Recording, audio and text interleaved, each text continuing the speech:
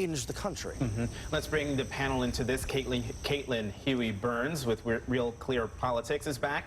GOPAC Chairman David Avella and MSNBC contributor Joan Walsh with Salon there is also here. So Wesley was saying that the Black Lives Matter movement has breathed new life into a movement that was already underway. I mean, Wesley made the point, which I've made as well, that, you know, I think in terms of the national consciousness about these issues of African Americans and violence to African Americans, you could argue it goes back to Trayvon Martin. Sure, or it does go back to Oscar Grant. I lived in the Bay Area at that time, and so I think people have been working on these issues very diligently, but not with enough attention. And then Michael Brown happened, or Michael Brown was killed. But then, I mean, I think the leadership has been smart, savvy, wonderful, hardworking. They've also gotten an assist from those 24 unarmed black people who've been shot by police.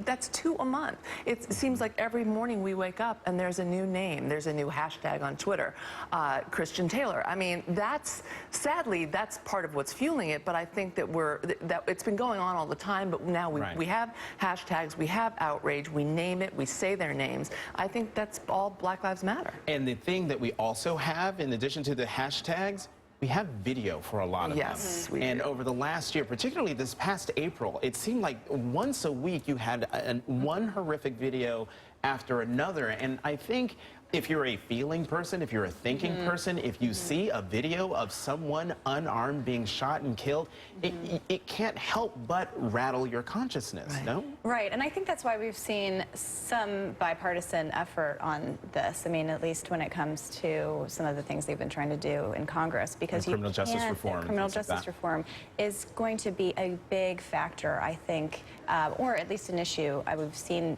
candidates from both sides of the aisle talk about this a lot. And so to your point about, you know, whether that there have been so many cases fueling that, it is obviously unfortunate, but at least this is one issue that we're actually seeing some things get done. Well, criminal justice reform is something that Republican state legislatures have been taking up for the last couple of years. Big movement in Georgia, big movement in Texas, and in fact, you even had the U.S. Justice Action Network pushing to get a criminal justice reform question in the Republican debate this last cycle. I suspect they're going to continue to make that push to make criminal justice something that Republicans talk about during the debate cycle. And I would also say the Koch brothers have been big funders of such efforts that even got the recognition of President Obama and the White House, and congratulating them on the effort they're making in this area. You know, Megyn Kelly in the debate, much to my surprise, actually uttered the words "Black Lives Matter" in a question, unfortunately, which came just before a commercial break and given to Governor Walker, who punted. But David, shouldn't the GOP talk more about Black Lives Matter? Why? I mean, it is a national issue. There's probably a lot of things we should be talking about more. This is a big issue. As I said, I think you've got groups out there, and what Holly Harris is doing at the Justice Action Network is going to continue to push the Republican candidates to talk about it. We have made strides at the state level. Legislature after legislature is looking at that. There's an effort in Virginia. State Senator Bryce Reeves is pushing to do criminal justice reform in Virginia. Do we need to talk about it more? Sure. To suggest that we're not doing anything isn't an accurate portrayal of what's happening. I think what's happening at the state level really is important, but on the national stage right now, you have Jeb Bush, who mocked the term Black Lives Matter. You have Donald Trump saying we've just got to put the police back in charge. We've got to put the police back in charge.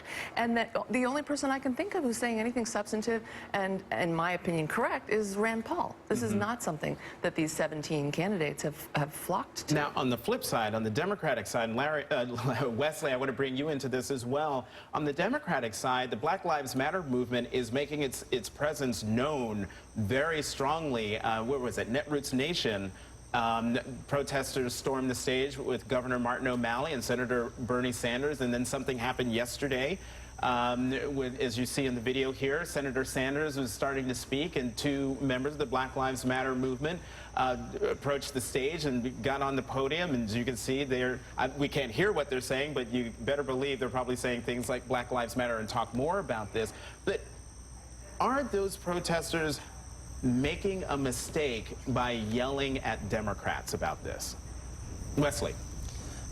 No, because if they weren't yelling if they hadn't yelled at Bernie Sanders last night, we wouldn't be having as deep of a conversation currently. And some other people, I mean, and frankly, we would be having this conversation, Jonathan. But some other people, some other networks might not be having this conversation about this movement, about what they're asking for in this election. You know, I think that one thing that is different here is very often in election cycles, whether it be back in 2008 and 2012, a lot of outreach to black people and to black activists goes through very traditional channels. You reach out to the NAACP, you go speak at the Urban League.